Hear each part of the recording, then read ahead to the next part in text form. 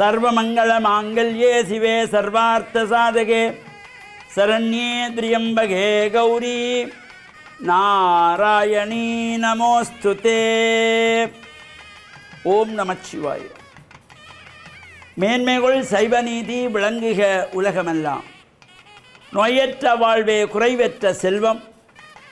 அந்த நோய் நொடி இல்லாத வாழ்வை இந்த உலக மக்கள் எல்லோரும் வாழ வேண்டும் என்று கலியுகத்தின் காந்தமலை ஜோதியாகிய சபரிமலை சுவாமி ஐயப்பனுடைய திருவடிகளை சிறந்தாழ்த்தி டான் தமிழொலி ஓம் தொலைக்காட்சி நேயர்கள் அனைவருக்கும் சர்வதேச இந்து மத குறிப்பீடம் அகில இலங்கை சபரிமலை ஸ்ரீ சாஸ்தாபுரத்தின் சார்பில் இனிய வணக்கங்களும் நல்லாசிகளும்.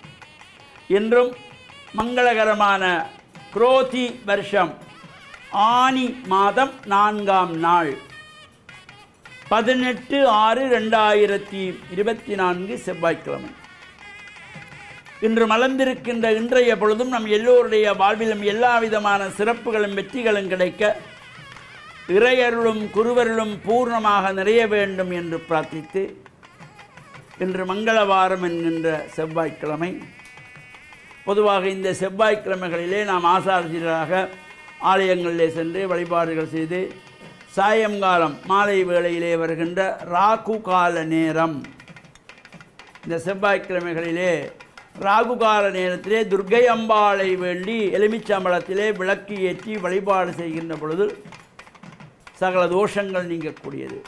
ஜாதக ரீதியாக செவ்வாய் தோஷம், மாங்கல்ய தோஷம், புத்திர தோஷம், சர்ப்பதோஷம், காலசர்ப்பதோஷம் என்கின்றதாகி இந்த தோஷங்களினாலே திருமணங்கள் தடைப்பெறுகின்ற கன்னிப்பெண்கள்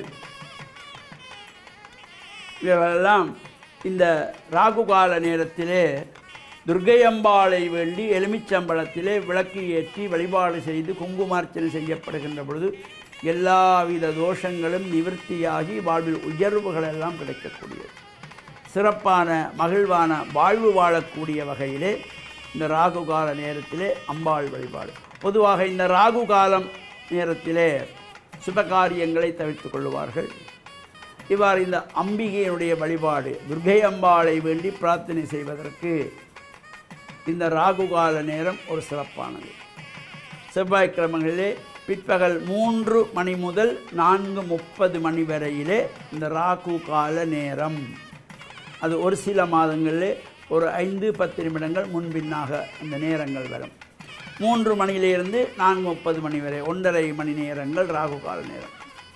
அந்த ராகு கால நேரத்திலே நாம் இந்த எலுமிச்சம்பழத்தை 2 கூறுகளாக நறுக்கி அதற்குள்ளே இருக்கின்ற சதைகள், விதைகள், சாறுகளை அப்புறப்படுத்தி மறுபக்கம் திருப்பி கிண்ணம் போல செய்து நெய் விட்டு திரி ஏற்றி தீபங்கள் ஏற்றி வழிபட்டு குங்குமத்தினாலே அர்ச்சனை வழிபாடுகள் செய்கின்ற பொழுது எல்லா விதமான தோஷங்கள் நீங்கி திருமண தடைகளெல்லாம் நிவர்த்தியாகி விரைவிலே திருமணங்கள் நடைபெறக்கூடிய வகையிலே அமைந்திருக்கின்றதாகி இந்த பிரார்த்தனை, இந்த வழிபாடு துர்க்கை அம்பாளுடைய வழிபாட்டிலும் நாம் கலந்து இறையருளையெல்லாம் பூர்ணமாக பெறுகின்ற வகையிலும் அவ்வாறு நமக்கு இந்த திருமண தடைகள் வருகின்ற கன்னி பெண்களுக்கு இந்த பூஜைகள் செய்ய முடியவில்லை. ஆனால் அவருடைய அம்மா அல்லது சகோதரங்கள், அக்கா, யாராவது ஒருவர் அந்த பூஜைகளிலே சென்று அந்த திருமணம் தலைவருகின்றவருடைய பெயர் நட்சத்திரங்கள் மூலமாக சங்கல்பம் செய்து அவர்களுக்காக வேண்டி இந்த ராகு கால நேரத்தில் இந்த துர்க்கை அம்பாளுக்கு இவ்வாறு அர்ச்சனைகள் வழிபாடுகள் செய்கின்ற பொழுதிலும் சகல தோஷங்கள் நீங்கப்பட்டு விரைவிலே திருமணங்களெல்லாம் சந்தோஷமாக நிறைவேறி ஆனந்தமான வாழ்வு வாழக்கூடிய வகையிலே அமைந்திருப்பது. எனவே இந்த செவ்வாய்க்கிழமை ராகுகால நேரத்திலே நாமும் இறை பிரார்த்தனையில் ஈடுபட்டு இறையருளையும் பூர்ணமாக பெற்று மண்ணில் நல்ல வண்ணம் வாழ டான் தமிழொலி ஓம் தொலைக்காட்சி நேயர்கள் அனைவருக்கும் சர்வதேச இந்து மத குறிப்பிடம் அகில இலங்கை சபரிமலை ஸ்ரீ சாஸ்தாபுரத்தின் சார்பில் நல்ல ஆசிகளை கூறிக்கொள்வதில் மன மகிழ்வு கொள்கிறோம். சர்வே ஜனாகாம் சுகினோ பவந்து சமஸ்த சன்மங்களானி சந்து. சுபம்.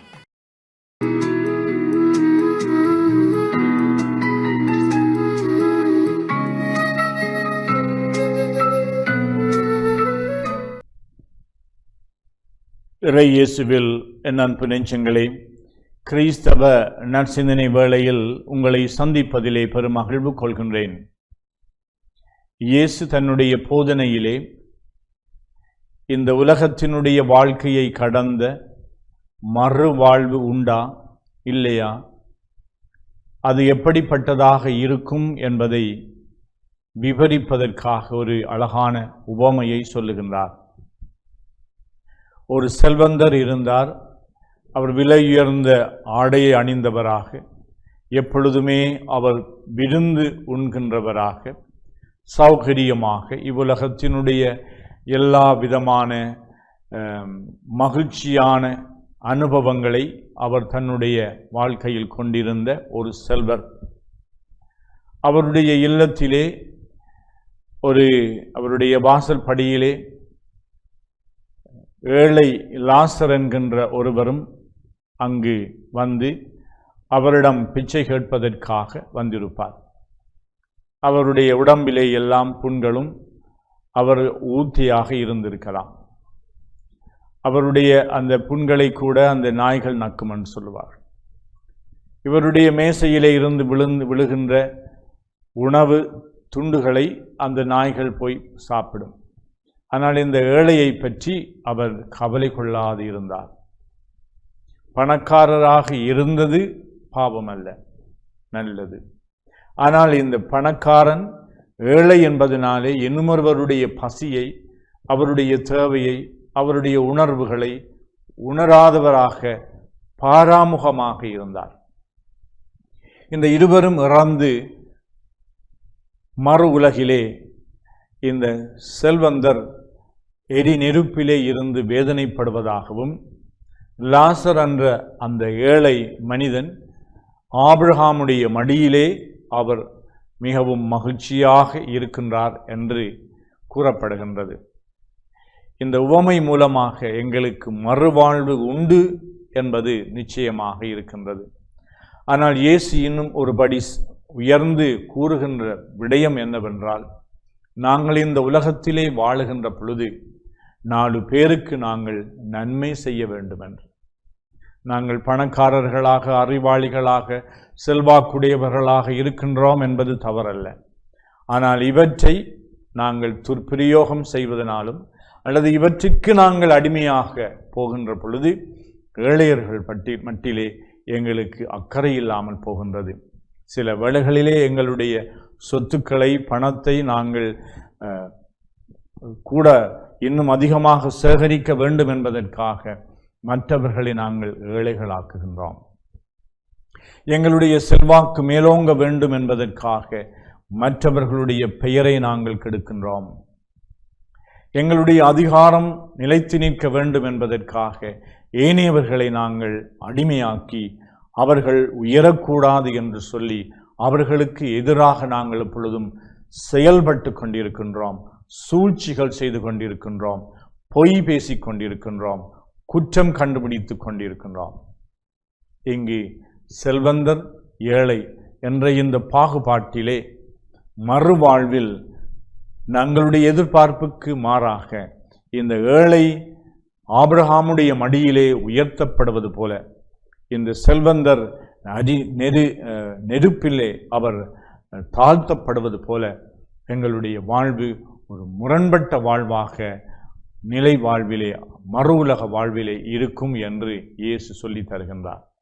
ஆகையினாலே நாங்கள் மறுவாழ்வு என்ற அந்த கண்ணோட்டம் எங்களுடைய அடிமனதிலே எப்பொழுதும் இருக்க வேண்டும். இந்த உலகத்தை கடந்து நான் செல்லுகின்ற பொழுது என்னுடைய நிலையான வாழ்வு, அதாவது கடவுளோடு இணைந்து அவருடைய பிரசன்னத்திலே வாழ அழைக்கப்பட்டிருக்கின்றோம் என்ற அந்த எண்ணம் எங்களுக்கு எப்பொழுதும் இருக்க வேண்டும். அதனால் இவ்வுலக வாழ்விலே நாங்கள் மறு உலக வாழ்வுக்கும் எங்களை தயார் செய்கின்றவர்களாக, குறிப்பாக நான் என்ன ஸ்தானத்திலே இருக்கின்றேனோ நன்மை செய்வதற்காக அழைக்கப்படுகின்றேன். அடுத்திருப்பவர்கள், இன்னும் எங்களுக்கு விருப்பமில்லாதவர்களுக்கு, ஒரு செல்வந்தனுக்கு ஏழை விருப்பம் இருக்காது.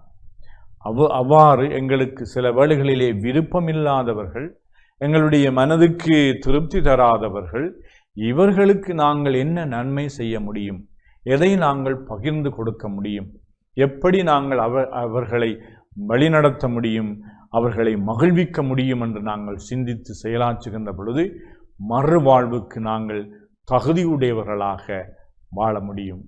இந்த வரத்திற்காக இறைவனிடம் மன்றாடுவோமாக இந்த நாளிலே. ஆமென்.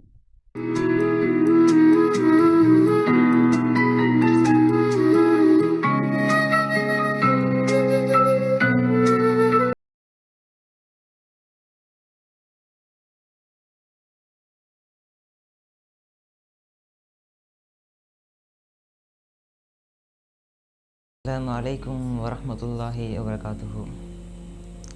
அன்பான இஸ்லாமிய சகோதரர்களே, ஒருமுறை அல்லாஹ்வினுடைய தூதர் ஸல்லல்லாஹு அலைஹி வஸல்லம் அவர்கள் பள்ளிவாசலிலே சஹாபாக்களோடு பேசிக்கொண்டிருந்த நேரம் சஹாபாக்களை பார்த்து ஒரு கேள்வியை கேட்கின்றார்கள்.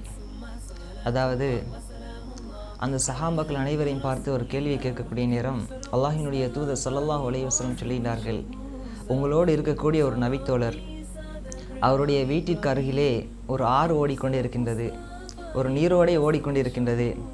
இந்த ஆற்றிலே இந்த மனிதர் ஒவ்வொரு நாளும் 5 தடவைகள் குளிக்கின்றார்.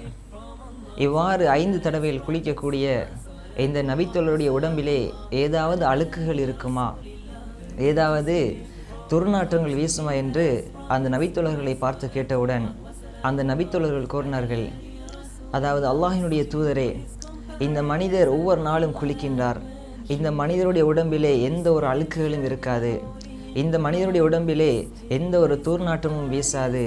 அந்த நேரத்திலே அல்லாஹ்வினுடைய தூதர் ஸல்லல்லாஹு அலைஹி வஸல்லம் அவர்கள் சொன்னார்கள், இதே போன்றுதான் ஒரு மனிதர் இந்த உலகத்திலே அவனுக்கு கடமையாக்கப்பட்ட 5 நேர தொழுகைகளையும் சரியான முறையிலே தொழுகின்றார். இவ்வாறு ஒரு மனிதன் 5 நேர தொழுகைகளையும் சரியான முறையிலே நிறைவேற்றினான் என்றால் அவனுடைய பாவங்கள் எல்லாமே மன்னிக்கப்பட்டுவிடும். இந்த மனிதர் 5 நேரம் குளிக்கக்கூடிய நேரம் இவருடைய உடம்பிலே எந்த அளவுக்கு அழுக்குகள் இல்லாமல் போகுமோ அதே போன்றுதான் இந்த மனிதர் 5 நேரம் தொழக்கூடிய நேரத்திலே இந்த மனிதருடைய உடம்பிலே அவன் செய்த பாவங்கள் எல்லாமே மன்னிக்கப்பட்டு அவன் சொர்க்கவாசியாக மாறுவான் என்பதை அல்லாஹ்வினுடைய தூதர் ஸல்லல்லாஹு அலைஹி வஸல்லம் சொன்னார்கள். அந்த வகையிலே அன்பான இஸ்லாமிய சகோதரர்களே, நாங்கள் ஒன்றை புரிந்து கொள்ள வேண்டும். இந்த தொழுகையை பொறுத்த வரைக்கும் இந்த தொழுகை ஒரு மனிதன் பருவ வயதை அடைந்ததிலிருந்து அவனுடைய மரணம் தொண்டைக்குழி அடையும் வரைக்கும் இந்த தொழுகை அவனுக்கு கட்டாயமான ஒரு கடமையாக இருக்கின்றது. எந்த ஒரு சந்தர்ப்பத்திலும் இந்த தொழுகையை விடுவதற்கு அனுமதி கிடையாது. அந்த வகையில் இந்த தொழுகையை நாங்கள் சரியான முறையிலே 5 நேரம் நாங்கள் தொழுகை நிறைவேற்றினோம் என்றால் எங்களுடைய அனைத்து பாவங்களும் மன்னிக்கப்பட்டு நாளை மறுமையிலே நபிமார்களோடோ நபியலார் ஸல்லல்லாஹு அலைஹி வஸல்லம் அவர்களோடோ அல்லாஹுவை ஒவ்வொரு நாளும் காணக்கூடிய அந்த சுவர்க்கத்தை நாங்கள் அடைவதற்கு எல்லாம் வல்ல ரஹ்மான் அனைவருக்கும் உதவி புரிவான் என கேட்டு விடைபெறுகின்றேன். அஸ்ஸலாமு அலைக்கும் வரஹ்மத்துல்லாஹி